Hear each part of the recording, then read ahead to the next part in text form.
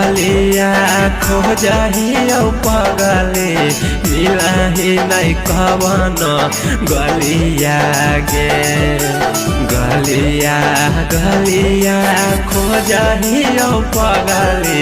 मिलही नहीं कवन गलिया गे कोने कारण छोड़ी गए ससुररिया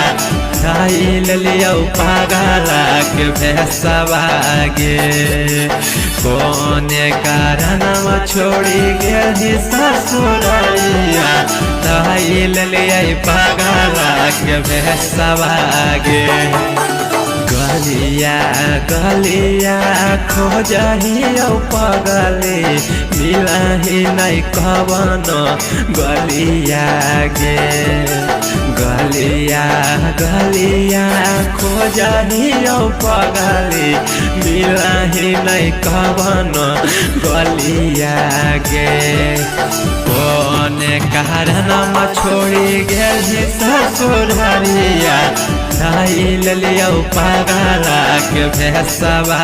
गे कोने कारण छोड़ी गए ससुररिया खाइल लियो पागला के भैंसवा गे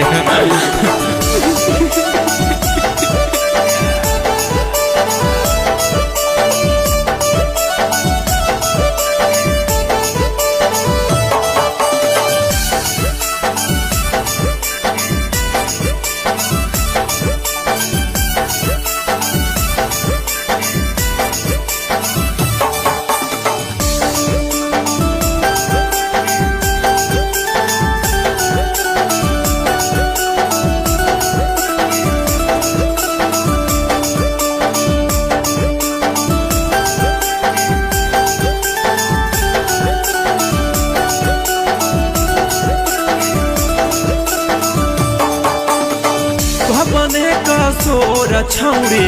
भेली बिरान गे लग हो कि दैये दियो तोर चलते परान गे तोर चलते परान गे अपने कसोर छौड़ी भेली बिरान गे लग हो कि दैये दियो तोर चलते परान गे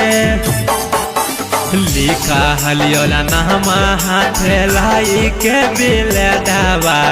अहा बसा था दाहौ शिकार दावा गे लिखा हलियोला नाम हाथ लाई के बिल दावा अहा बसा था दाहौ शिकार दावा गे कोने कारण छोड़ी गए ससुररिया खाइल लियो पागला के भैंसवा गे कोने कारण छोड़ी गए ससुररिया खाइल लियो पागला के भैंसवा गे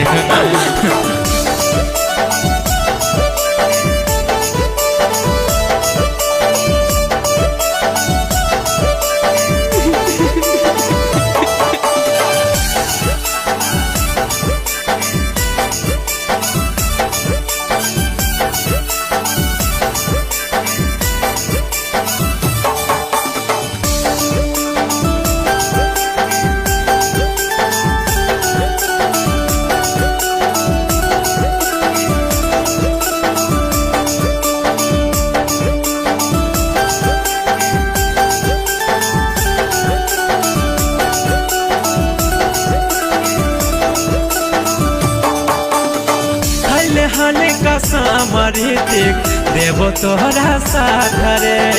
काहे तो बदल लगेले बेवफा के जात गे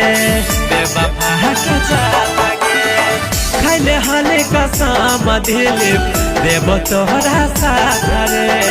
काहे तो बदल लगेले बेवफा के जात गे परिया दया बो तोरो मीठी मीठी बोलिया मोहन करो मार लियो गोलिया गे परिया दया बो तोरो मीठी मीठी बोलिया मोहन करो मार लियो गोलिया गे। कौन कारण छोड़ी गेली ससुररिया धाई लिया पागला के भेसवा गे कौन कारण छोड़ी गेली ससुररिया धाई लिया पागला के भेसवा गे